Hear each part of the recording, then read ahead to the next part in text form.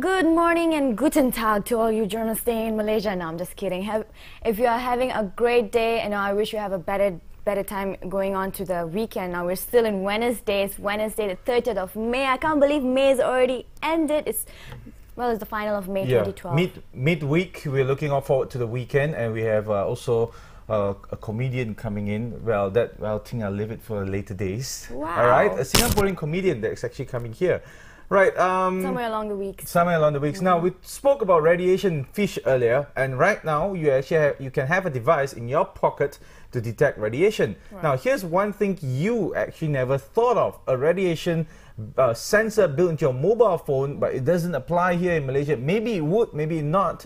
But the unfortunate earthquake in Japan of Fukushima and this radiation plant has triggered a Japanese manufacturer to come up with this mobile phone. Well, after the tragedy, many people in the country have bought a radiation reader, while some resort to a radiation reader accessory for their iPhone. But why have a separate device when you can have all of them in one device? Yeah, the Sharp recently announced the Pantone 5, the first phone with a built-in radiator sensor that is catered to none other than the Japanese market. Well, notice that big round button on the bottom right of the device. When pressed, it takes about 10 seconds to read the radiation level around it before displaying you the result along with a map of your location. There will be more phones, of course, apart from this unique capability to read radiation levels. It also has 8 lively colors, if you can see on TV. Right. And it is a fairly thick body, measuring at 12 millimeters. And powered by a single-core 1.4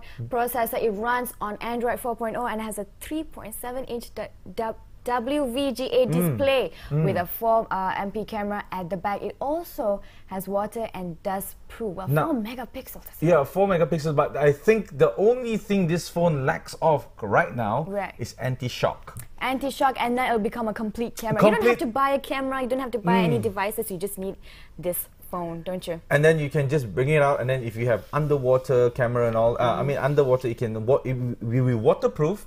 Done. It's actually nature-proof now. It's true, it's nature-proof, it's animal-proof. Your dog eats it, it still comes out fine. Well, moving on.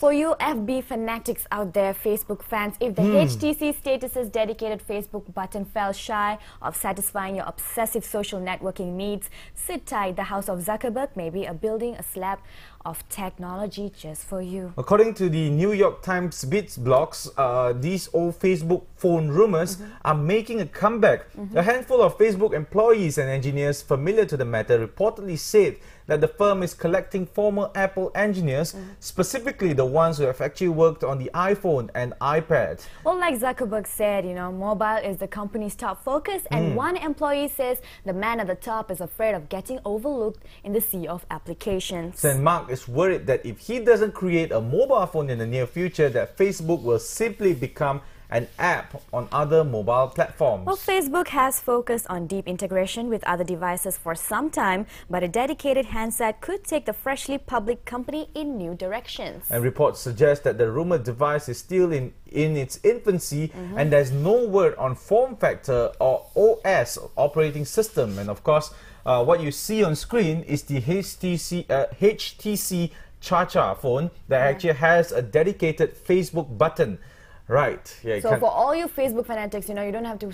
But this kind of gives me a matter of concern. You see, why? People are getting too connected to their social networking. Not Which that I'm good. Against social networking. I am a sucker for it as well. But you know, you should go out there, smell the flowers, and look at the sky and touch nature. Well, it's mobile, that's why you bring it out. So you can multitask while you're touching your flowers and picking out flowers for your girlfriend. You can actually send her a message. No, you see, the best part about mobile phones these days is that you can actually acquire services from your service provider. How is that? Example, Zipwhip coffee. Wow. Now, in the mornings, don't you wish you come to an office and your coffee is ready for you? Wow. Right? I do wish that. You do wish that, right? Can I make that happen? Yes. Well, no. No in a way, but yes, it can be created.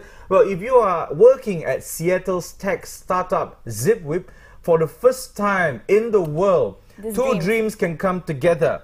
Coffee when you are at work, and the ease of ordering this coffee. All you need to do is actually text. Now, the smarties at Zipwhip have actually engineered what appears to be an espresso machine that can change the future of the employees. Employees can send the company's coffee machine text message with their order, and the espresso machine reads the text when it activates itself, grinding the beans and then dispensing the drinks one by one, leaving them in a heating tray for them whenever the sender arrives. Well, the machine also etches the last 3 digits of the sender's phone number into the white foam so that each employee knows whose cup is whose, and so the office jug doesn't steal anyone's cup. All right, now, you can see the video. You can, the guys at the audio room can up sound and you can hear what is it all about.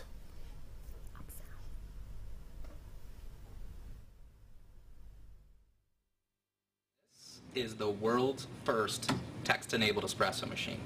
It's a one-of-a-kind, exclusive invention for our office only. No, you cannot have one. Now, Zipwhip is a cloud texting company. We enable you to send and receive texts from your desktop using your existing mobile number. Now, as any Seattleite knows, coffee and technology are 2 hallmarks of our city. So once we realized we could feed our caffeine addiction while also utilizing our cloud texting technology, we decided to make it a reality. By rigging our espresso machine with an Android-powered smartphone running the Zipwhip app, the text-enabled espresso machine was born. Here's what happens when you text your order into the machine. The robot arm goes into action and picks an available cup off of the warming tray. The servo motors tug it gently onto the flipper arm and bring it up towards the espresso machine. In parallel, we grind the beans while your cup is moving. We rotate it under the espresso nozzles, and we vend the beverage of your choice. The arm rotates the cup back out and brings it to one of the coolest parts of the entire process. It actually prints out the last 3 digits of your phone number in edible ink, just to make sure when it sets the cup back down on the warming tray that everyone knows that that's your cup of coffee. The robot arm places it down and sits and waits for the next cup. So I hope you enjoyed that tiny little glimpse into the texting culture here at Zipwhip. Just think, if our service can change the life of an espresso machine, imagine what it could do for you. So go to our website, zipwhip.com, and join the 6 million other people who have already figured it out. Cheers. Cheers. Cheers, man. A cup of coffee when you text, and then when you arrive in office, it's ready. And I would like cinnamon and vanilla on top of my numbers. Yeah, you know, if that is not implemented in Asia yet, I will definitely campaign for it, or else I have to pack my bags and move to Seattle. Now, I'm packing my bags, but not to move to Seattle. I'm giving way to our next guest, who's a very beautiful pianist. Audrey. So Fabian will be talking to Audrey about her experiences and her training and everything else. So do stay tuned. We'll be right back.